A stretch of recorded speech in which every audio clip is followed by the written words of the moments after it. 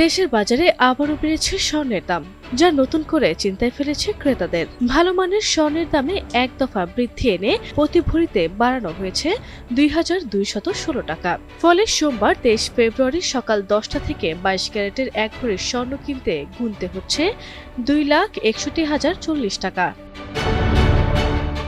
সোমবার সকালে এক সংবাদ বিজ্ঞপ্তিতে এই তথ্য জানায় বাংলাদেশ জুয়েলার্স অ্যাসোসিয়েশন বাজুস।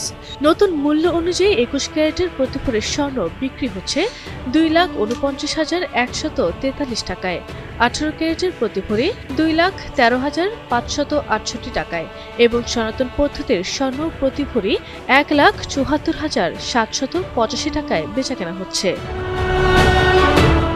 এর আগে রোববার ২২ ফেব্রুয়ারি ২২ ক্যারেটের এক ভরি স্বর্ণের দাম ছিল ২,৫৮,৮২৪ টাকা।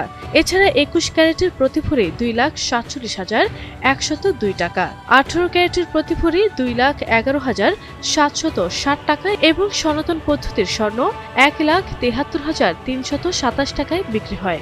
একদিনের ব্যবধানে এই দাম বৃদ্ধিতে বাজারে আবারও অস্থিরতার আভাস মিলছে।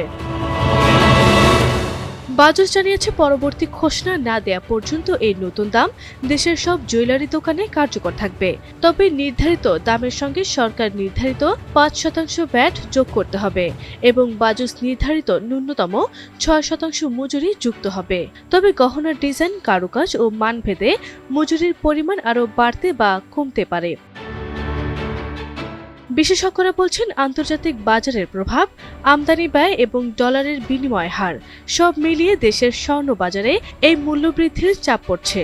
ফলে বিয়ে ও উৎসবের মৌসুম সামনে রেখে ক্রেতাদের ব্যয় আরও বাড়তে পারে বলে আশঙ্কা করা হচ্ছে।